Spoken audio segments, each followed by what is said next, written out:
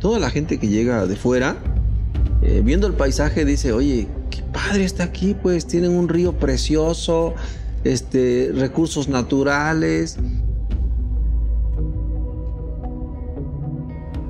Y yo le agregaría cultura, una cultura, pero pues, ancestral. La gente ha resuelto sus problemas de medicina tradicional desde siempre.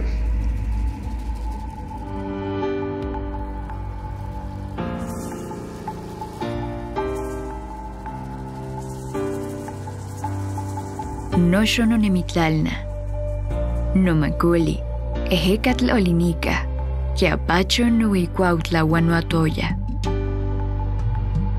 Nuaxayaca, Quetzayat, Xocotlatkili Guanotlacto. Noconeme Itlanequili. Naatliltic Tepetla. Tlalna Chochilloua Huitzla y Puebla.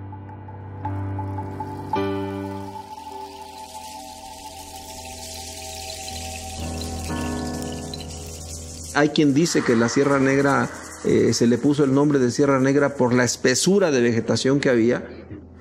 Esa es la vocación, diría, de la Sierra Negra, ¿no? Productora de agua y oxígeno, que son muy importantes hoy día ante el calentamiento global. Si lo vemos ahora desde el aire, pues ya no está la vegetación tan espesa. Ellos son dueños del territorio, son dueños de sus recursos naturales. Sin embargo, esto contrasta con la pobreza de la gente.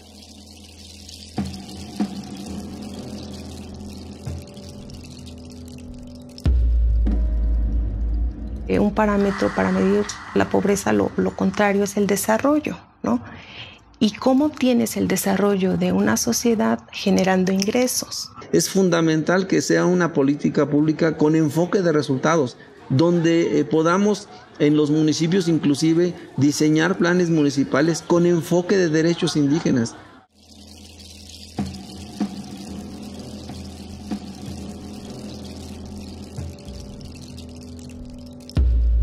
No limitar a esta zona negra, región 14, como una zona pobre, porque también tiene riquezas culturales. La Sierra Negra es un territorio muy diverso, con una orografía muy interesante. Posee un conjunto de paisajes, de ecosistemas, de climas, de condiciones, digamos, fisiográficas propicias para la presencia de una biodiversidad muy importante y que actualmente se encuentra en peligro justamente por presiones antrópicas, ya sea por la búsqueda, ¿no?, de especies determinadas que son además endémicas, o por, digamos, la implementación de proyectos que implican la modificación de los hábitats. Esta presión en los recursos naturales, obviamente, ante la falta de alternativas de vida, de ingresos, pues obviamente la presión aumenta, ¿no? En los recursos naturales. No es que no quieramos conservar el bosque, ¿no?, sino que a veces las necesidades te obligan a vender la leña, a vender el carbón, a vender los árboles, ¿no? Sí hay esa riqueza natural, sí hay esa riqueza cultural, pero contrasta pues con la pobreza y los indicadores no se han movido. Esta diversidad, digamos, se ubica de manera paradójicamente emparentada también o asociada con procesos sociales complejos, entre los cuales está la pobreza.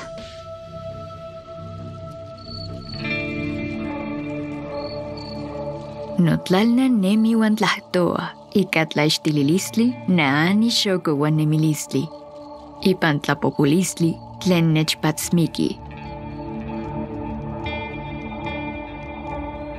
La parte que va del valle de Tehuacán hacia la parte central de lo que es la Sierra Negra, se incorporó la cuestión de la agricultura. Entonces se desplaza el bosque por agricultura y se deja de ser comunidades forestales. Ese es el otro gran cambio, ¿sí? Lógicamente que comienza a haber cambios de clima, de temperatura, no perceptibles o no considerados hoy en esos momentos, ¿no? Ese es otro de los aspectos que yo creo que son considerables, cómo la naturaleza interviene. Al haber estas intervenciones, comienza a haber los deslaves y pueblos que a veces por deslizamientos de tierras quedan enterrados o caminos que quedan cubiertos. Otli huepa, yuki techilistli. Owi yuki kaut, waneyaneli yuki nemilistli.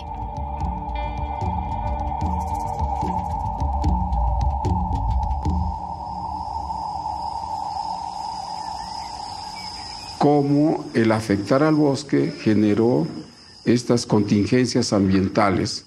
Cuautla, por ejemplo, quedó enterrado.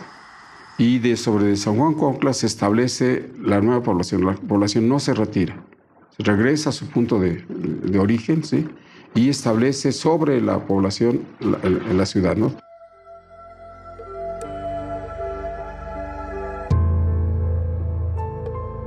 Nikmati in moli wan chocolate, nikmati in michi. Nochte yewatzi y nana no calpulpowi. Yewatzi y shome y mechmaka no koneme. Nehne mi huesca y tignoyolo.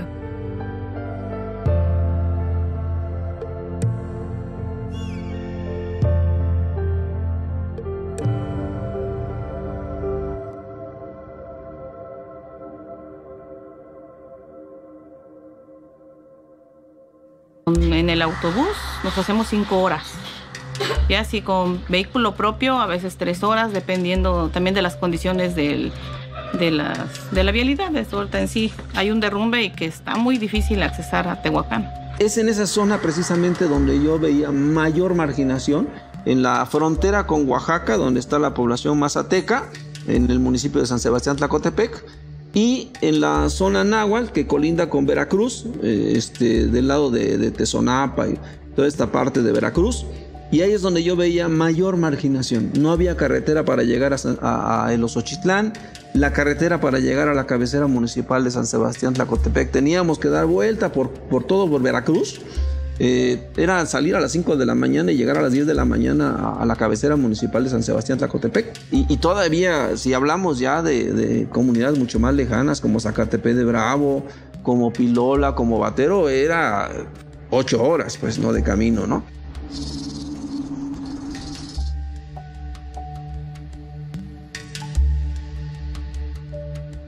Esto es algo interesante porque nos llevaría a observar cómo para poder, por ejemplo, llegar a San Sebastián se tiene que llegar por Oaxaca, porque llegar por Puebla se llevaría más o menos 4 horas de Tehuacán hacia el lugar.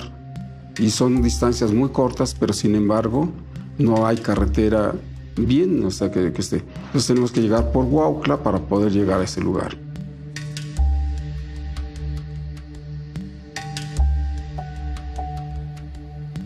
Nehnemi no koneme, kitlacuanoxoco, kitsatsi wan kitlatlautia inemilistli.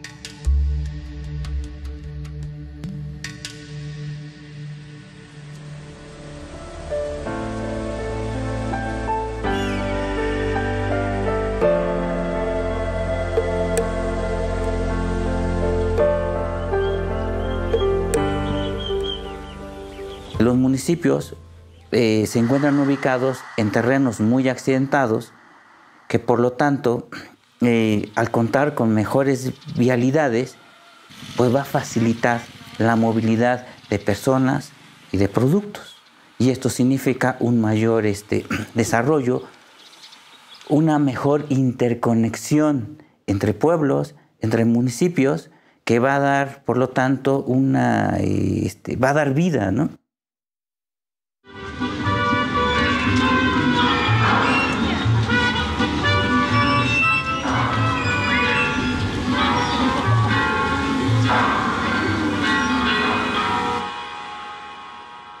La gente y los niños se enferman, principalmente de gripa, ¿no? Ahorita ya a partir de que empezó lo de la pandemia, en cuestión de médico y medicina, pues no.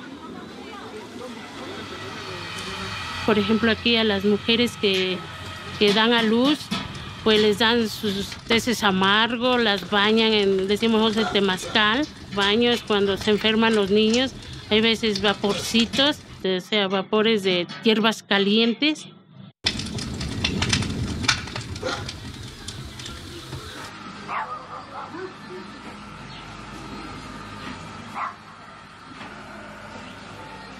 Si la vivienda está en malas condiciones, si la familia tiene que dormir en el suelo, en el petate, con la humedad, obviamente que también se va a enfermar. Entonces, yo diría es la patología de la pobreza, ¿no? Si además los servicios educativos no son los que esperaríamos y entonces hay rezago educativo, se complica. Aquí tenemos el doctor de Xitamá. Ahí vamos. Es médico del centro de salud, caminando. Porque está bien caro el carro. Para llamar a un taxi, 150. Y para ir caminando hacemos 2 horas. Por la cuestión de la pandemia, estuvo un poquito difícil porque no sabíamos, nunca pensamos que nos fuéramos a contagiar con la cuestión del COVID. Y pues la verdad sí, hubo un contagio, falleció mi papá y falleció también mi mamá a causa de la enfermedad. O sea, nosotros desconocíamos los síntomas, desconocíamos la situación, o sea, cómo tratar a una persona. A causa de esa enfermedad ellos empeoró su salud y pues fallecieron.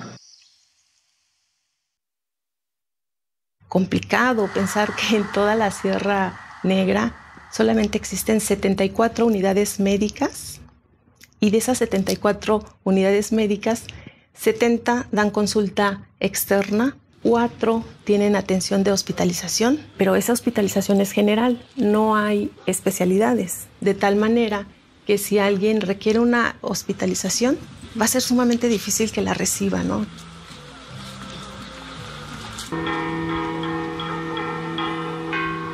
En San Sebastián, Tlacotepec, encontramos un alto índice de mortalidad infantil y lo más crítico es de que son enfermedades curables, ¿no? Enfermedades que podrían ser, o sea, se podría evitar la muerte de tantos niños.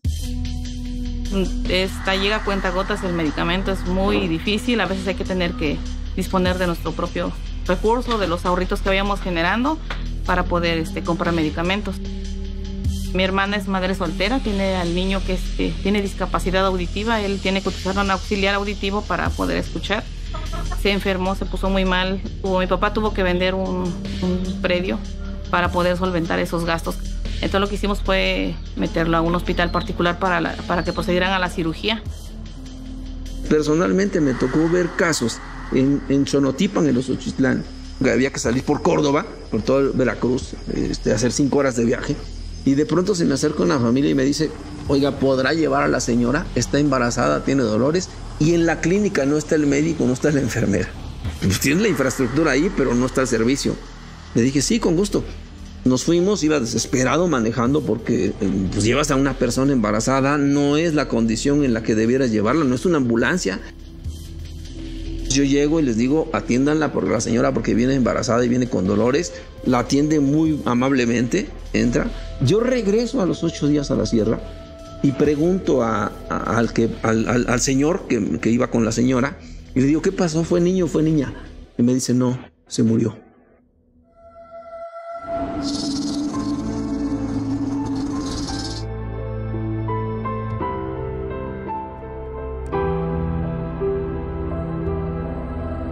Ipanoa nicuihca, tlahcopatli no tlacua.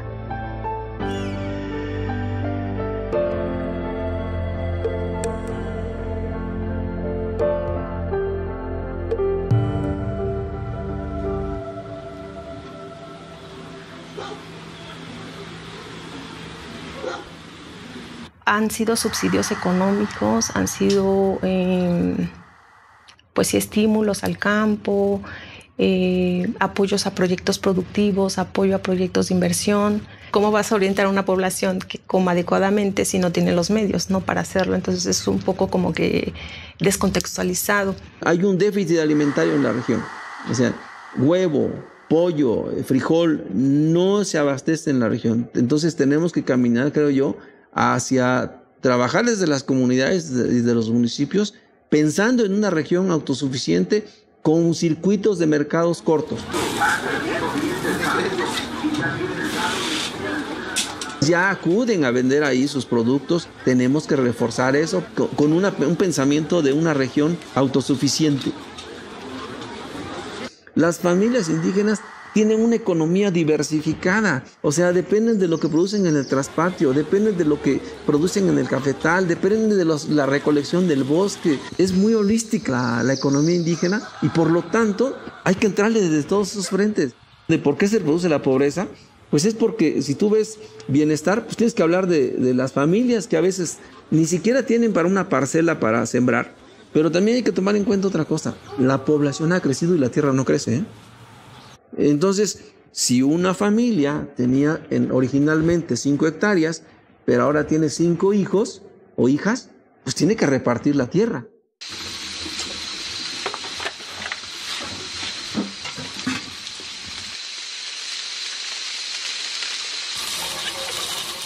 Cuando estaba chica, fuimos novios y me casé a los 24 años. Entonces regresé. Pues tuvimos hijos y trabajando en el campo, yo haciendo las tortillas con el tamal. Lo que hacen la mayoría de las comunidades más golpeadas por esta pobreza es ir a trabajar a las maquilas y también a las granjas avícolas, ¿no? Pero estamos hablando que esta fuerza de trabajo de los indígenas no es para alcanzar un bienestar social, no es para mejorar las condiciones de vida, es para la mera sobrevivencia, ¿no? Entonces, estos procesos migratorios lo que ofrecen es simplemente un paliativo al hambre, ¿no? Digamos, no es la solución.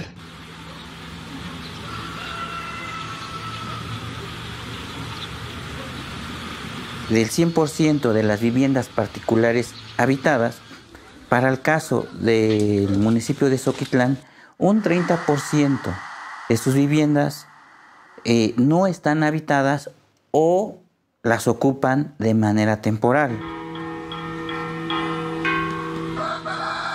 El resto de los municipios presentan la misma problemática. Me atrevo a decir que entonces se empieza a dar un fenómeno de desplazamiento de población o de la gente hacia otros lugares.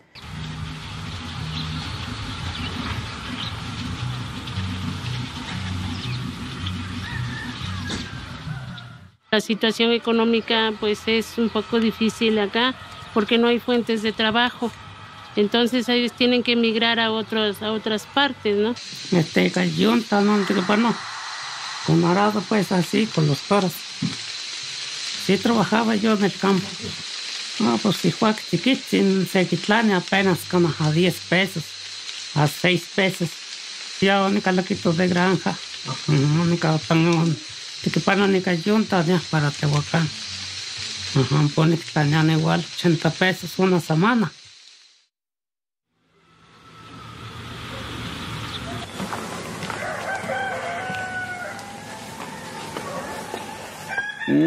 Pues realmente aquí no hay ingresos económicos. Aquí la gente de anteaño se dedica a sembrar, a cultivar su maíz, cosechar. Los de anteaño, y ahorita los jóvenes, la mayoría están en Estados Unidos. Lo que ustedes ven aquí, todas estas casas, ellos están en Estados Unidos, todos, sin excepción.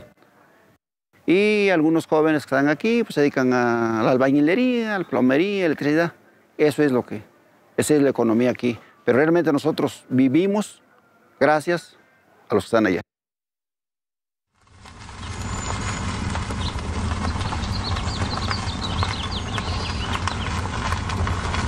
De la canasta alimentaria son 6,500 pesos, tomando en cuenta un promedio de una familia de 5 personas.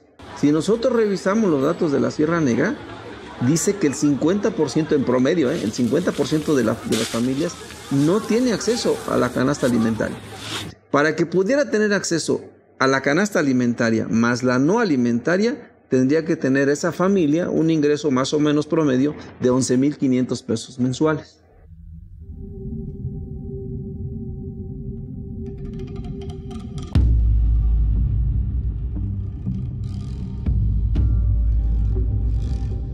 Nimitztechiano coneme, icanoyoltlapuki, chitlachiano tlalna, yeamo kimitztlacawa.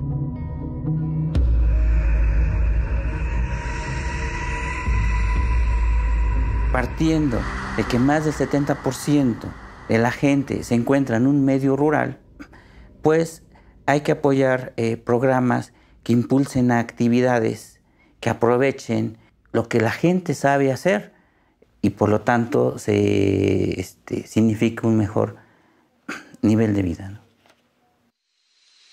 Lo hicimos poco a poco, sacó el adobe, mi señor. Este es adobe y techo de teja. Poco a poco lo fuimos juntando el dinerito y compramos la teja. Estamos en casa, campo, en este Kipanova. Campo, ¿no? Siempre campo. Y cuando me buscaste, cuando quisiste en adobe, yo mismo solito, así, sí, con una marquita así. Decía yo, la adobe.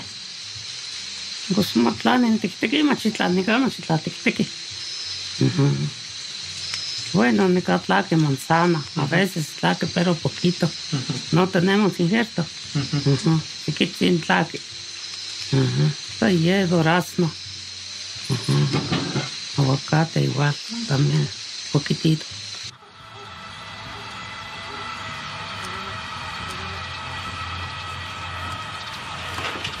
Hay personas que tienen aserraderos y ahí es una fuente de ingreso más que nada porque aquí la mayor parte de gente, la mayoría pues, se dedica al campo.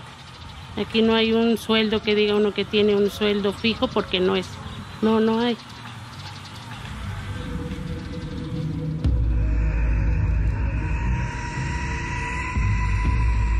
Titlamaki yuki newa, xitlapuamo yolo uan xiquita wika, sihuatl tlacatl, nochtitehuatzi namechnapalos.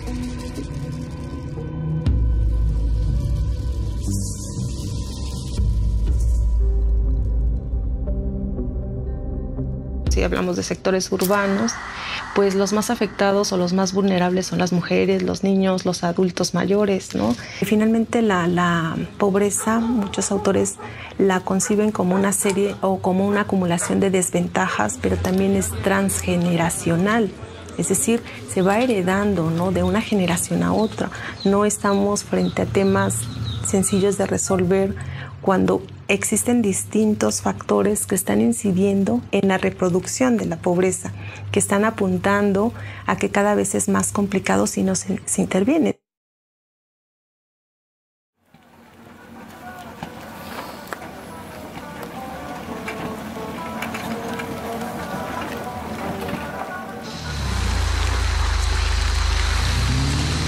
Y mi esposo siempre trabajó en el campo. Y sí, sacamos adelante a nuestros hijos, pero nomás por la primaria. Antes no había recursos. Trabajando en la ciudad y ahí se juntaron, se casaron. Pues ahí tienen su familia también. Pues no les alcanza tampoco. Ahí todo está caro, la renta. Y pues todo lo que se consume, el gas, la luz, el agua. Y aquí pues nosotros no pagamos el agua. Mi ama de casa, nomás hogar de mi casa a lavar, a moler. Quería formar una familia y pues me junté y ya ahorita tengo mi esposo y vivo bien con él, vivimos muy bien. Se dedica a hacer leña, rollitos de leña, para ahorrar un poquito, porque luego si no hay acá, se va a trabajar a Tehuacán.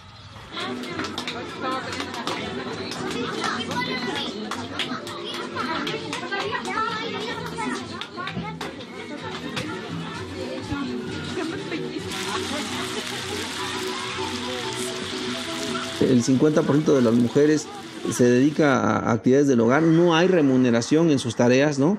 La carga de trabajo es muy intensa, es la primera que se levanta, es la última que se va a dormir. Entonces tiene que haber políticas también con perspectiva de género. La perspectiva de género es bastante importante trabajarla en la Sierra Negra de Puebla porque el desarrollo de capacidades, el que la gente pueda ser libre, el que la gente perciba que su vida tiene libertad y es digna, es un concepto opuesto a la pobreza, ¿no? Entonces, para desarrollarlo, bajo la perspectiva de género, hay que seguir trabajando con que las mujeres tengan este derecho a poder leer y escribir, que tengan el derecho de recibir una educación formal, que tengan el derecho de desarrollar un trabajo fuera de casa y que puedan generar ingresos propios. Pero también el tema de que tengan el derecho de propiedad, porque en muchas comunidades indígenas quien solamente ostenta este reconocimiento es el varón.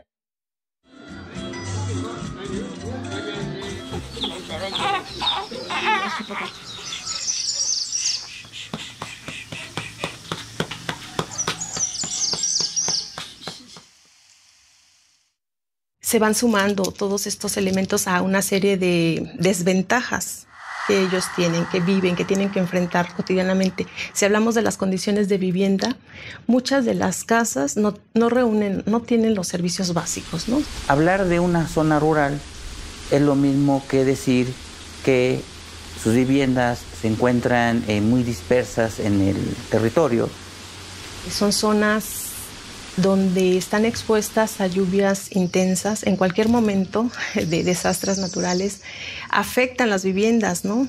Y están hasta la sierra, están tan alejadas que quién se entera de que esa gente se quedó sin vivienda, se quedó sin un techo digno. Estamos hablando de que la gente tiene pocos servicios, también es sinónimo de que la gente se dedica principalmente a las actividades agropecuarias. Por lo tanto, la producción tiene muy poco valor.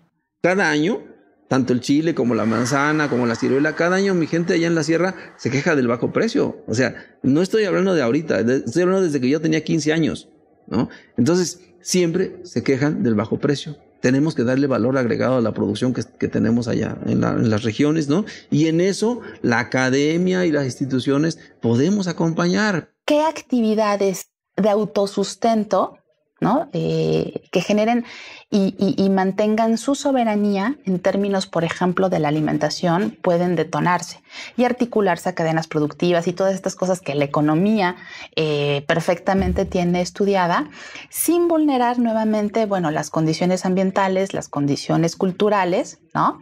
Pero que genere procesos soberanos.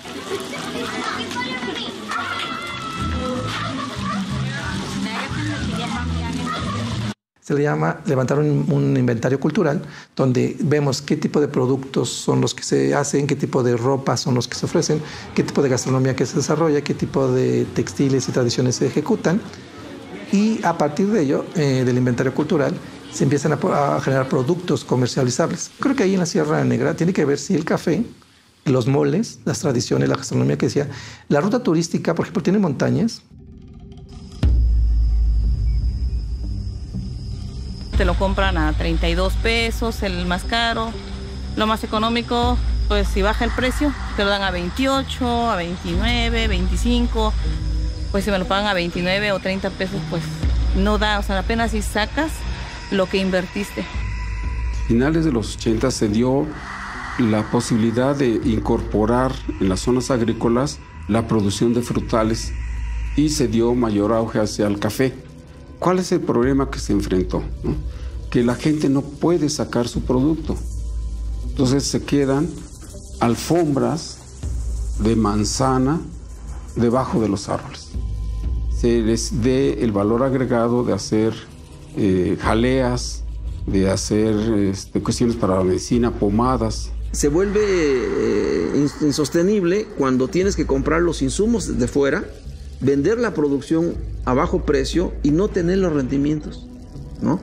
Entonces, eso obviamente se va reproduciendo, ¿no? Si además le agregas que es una zona temporalera, ¿no? Que la gente, las familias dependen del temporal. Si llueve, hubo cosecha. Si no llueve, no hubo cosecha, ¿no? Entonces, es muy vulnerable. Son zonas completamente de laderas, ¿sí? Pero ya hicieron una vida ahí y ya están reproduciendo su cultura ahí. Pero en esa condición es muy complicado hacer agricultura de ladera. Son zonas de refugio. O sea, las familias en su momento se fueron a vivir ahí porque no tenían otra alternativa.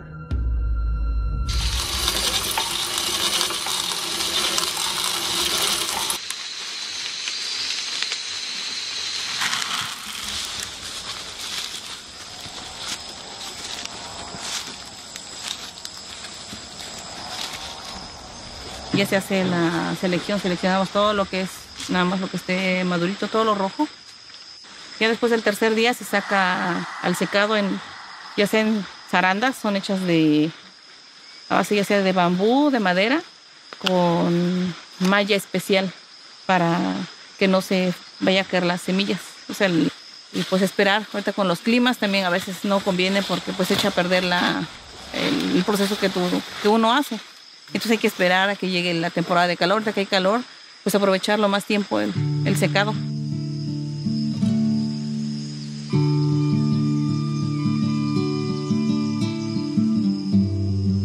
Naani mona, nimitstoasneki, amo timamautia, amo titlakalaki, tinocone, chitlacua, xicueponi uen xipatlani.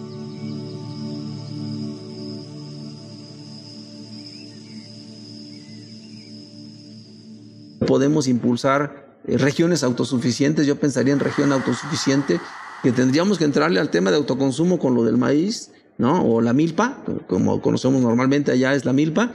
Entonces tenemos que entrarle por esa parte para incrementar los rendimientos bajo un manejo adecuado de las laderas, ¿no? Creo que hay tecnología, hay especialistas que nos pueden acompañar en el manejo de laderas, desarrollando capacidades en la población. Hay cafés especiales que van de 69 puntos en cuestión a lo que le comenté, ¿no? Cuerpo, acidez, textura, sabor, dulzor. Pues hace un año estuvo con puntaje de 82.5. Y pues dije, bueno, nos va a convenir en cuestión al precio. Y pues sí, pues somos muy poquitos los que nos dedicamos a sacar cafés especiales. Y en esa cuestión pues sí nos conviene porque económicamente pues ves reflejado tu trabajo, ¿no?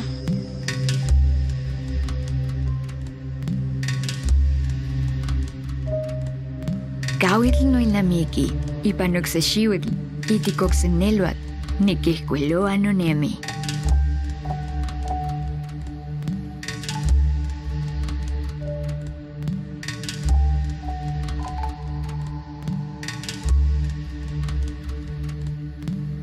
Estos territorios que son tan desiguales en términos sociales, económicos y culturales, están en disputa. Son territorios que bajo ciertos proyectos podrían tener un uso económicamente más rentable. Pero un uso económicamente más rentable no necesariamente está asociado a la mejora de las condiciones de vida de las poblaciones locales ni a su bienestar. Entonces tenemos que identificar qué es lo que ellos entienden por bienestar, si están de acuerdo con este tipo de proyectos, qué ocurrirá con los territorios de los que dependen en términos materiales, pero también culturales, emocionales, y a partir de ello tratar de impulsar salidas.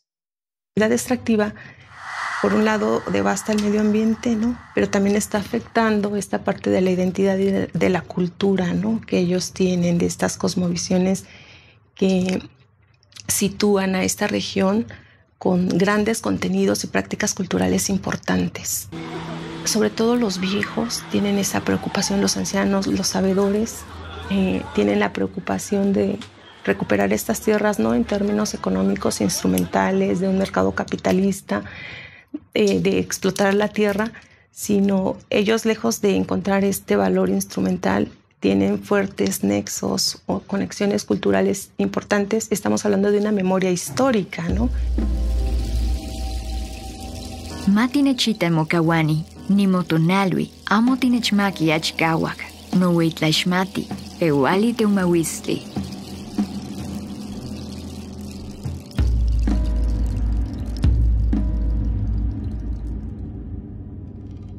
Bajo la cosmovisión indígena de estos pueblos, ellos tienen un respeto profundo hacia el medio ambiente, hacia los recursos, el agua, los animales, las plantas, los ríos, tienen guardianes. Hay un espíritu que también lo relacionan con la sirena, que es el protector del agua, pero también sanciona, ¿no? También quien contamina, devasta, agota el agua, la manera de cobrar venganza en cierta forma es arrebatar las almas, ¿no? Y la gente empieza enferma y después, si no se atiende, puede morir. Entonces, bajo la cosmovisión indígena, ellos tienen que hacer una serie de rituales en el río, hacen ceremonias importantes, llevan ofrendas dirigidas por un especialista ritual, por un chamán o por una persona, a decir de ellos, que les sabe hablar al agua, para curar a las personas y regresarles el alma. Entonces, cuando esto ocurre, estamos hablando de que se restablece ese equilibrio, ¿no?, entre el hombre y la naturaleza, entre lo sagrado y lo profano. Han venido personas de un poquito más retiradas de aquí, como de 1 hora, 2 horas han venido personas y pues han preguntado, pues yo me siento mal, yo tengo esto, yo tengo el otro. Pues yo, como les digo, yo no soy una persona que ven pues con el huevo, que limpian, eso no, yo pues con la planta. Nada más me dicen, no, pues ¿sabe qué? Pues yo me duele, por decir, me torcí pues el pie. Entonces ya le digo, no, pues mira, vamos a traer esta planta, te vas a hacer así y así por tanto tiempo y ya después vamos a ver cómo sigue. Porque le digo que todas las plantas son buenas, pero debemos de saber para qué y en qué momento te lo debes de tomar. No porque te diga una persona, no, pues tómatelo y te lo tomas y a lo mejor pues no te va a estar. Y yo, por ejemplo, las plantas, o sea, que las utilizo, pues yo las recojo de preferencia antes de las 12. Porque están más, ¿cómo le diré? Apenas vienen floreando, vienen saliendo, entonces como que traen más fuerza, antes de las 12. Bueno, a mí lo que me platicó, me contó mi padre, mi abuelo, hace aproximadamente como unos 150 años, fue aparecida la Virgen de las Nieves. Y mucha gente, cada año le hacen su fiesta, su feria. Mucha gente viene a pedirle milagros, favores, todo eso. Entonces, fue aparecida ahí en La Peñita. Bueno, la Virgen de las Nieves aquí nosotros pensamos y creemos, bueno, así nos inculcaron, un parecido a la imagen de la Virgen de Guadalupe. Y la vestidura, pues es la presentación pero eso ya se lo hace los comités, la gente aquí del municipio. Fue la primera misa, decimos el docenario. Aquí es cantarle las mañanitas a la Virgen a las 5 de la mañana. Luego sigue el rosario de Aurora, que nosotros decimos es en la mañana. Se sale a recorrido a todo el pueblo, o sea, se sale alrededor del pueblo. Y la misa viene siendo a las 7, 8 de la mañana. Y ya el mero día de la Virgen, pues ya es ahora sí nosotros decimos la fiesta del pueblo, la fiesta grande.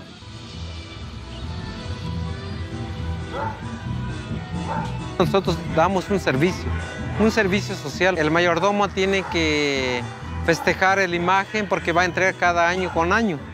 Sí, se le tiene que festejar y a todo el pueblo se le tiene que brindar una comidita, un refresco. Para que haga un mayordomo, que haga una fiesta así en grande, se prepara de un año. Nos organizamos nosotros, como le digo, recopilamos, ponemos una cota, una limosna. Aquí le dicen limosna de 3,000 a 5,000.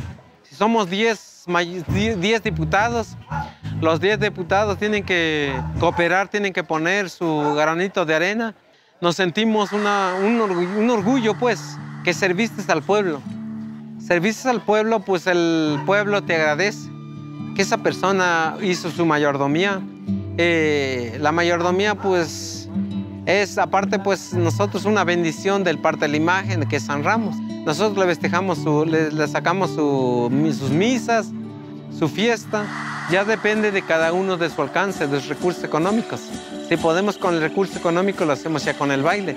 Y ya el mayordomo que no pueda, pues le hace nada más su misa y ya.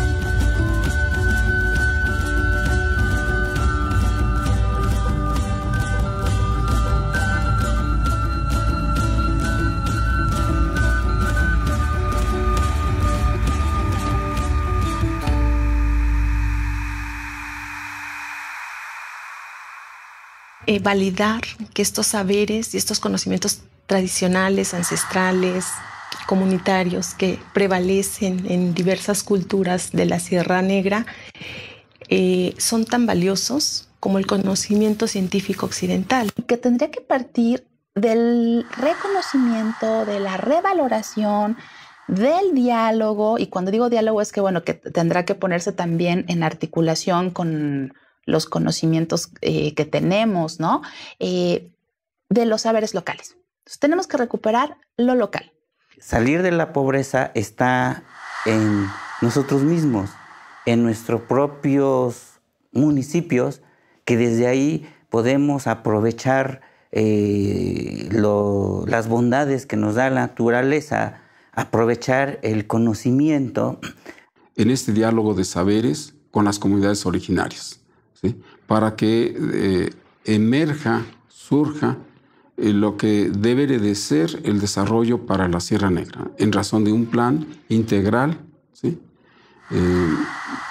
Pues diría holístico, ¿sí? Sistémico, que considere todos y cada uno de la gran riqueza que tiene la Sierra Negra, no viéndola como islas o apartados, ni siquiera desde el punto de vista municipal, sino como un todo. Las decisiones son institucionales. Pensamos desde aquí de las instituciones que sabemos qué les hace falta y les llevamos lo que hace falta. Pero dime cuándo los estamos consultando para decir qué les hace falta.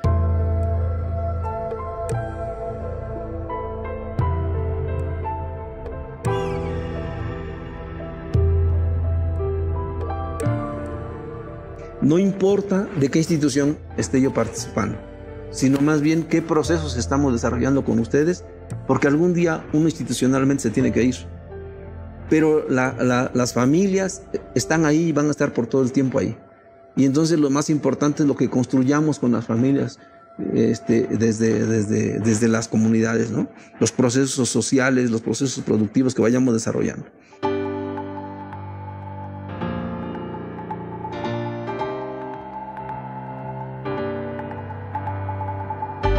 Mis pies son la tierra fértil, mis brazos el clima cambiante que acaricia la espesura de mi bosque y la fuerza de mis ríos, mi rostro la belleza y la riqueza de mis frutos, y mi voz la voluntad de mis hijos. Soy la Sierra Negra, la madre tierra que florece al suroeste de Puebla. Mi tierra está viva y responde. Con respeto, soy fruto y vida. Ante la depredación, destrucción aplastante. Mis caminos son largos como la espera, difíciles como los tiempos y sinuosos como la vida. Conozco el mole y el chocolate, conozco también el pescado. Sus madres son mis vecinas, ellas prestan sus pies a mis hijos para llegar a mi corazón. Mis hijos caminan, se alimentan de mis frutos, gritan y claman por su existencia. En mis aguas llevo el llanto de mis brotes. Mi alimento es medicinal. Te espero, hijo, con los brazos abiertos. Mira mi tierra, ella no te abandonará. Así como yo eres libre. Abre los brazos y mira al cielo, mujer, hombre, yo te cobijo por igual. Soy tu madre y te digo, no tengas miedo, no desistas, hijo mío. Aliméntate, crece y vuela.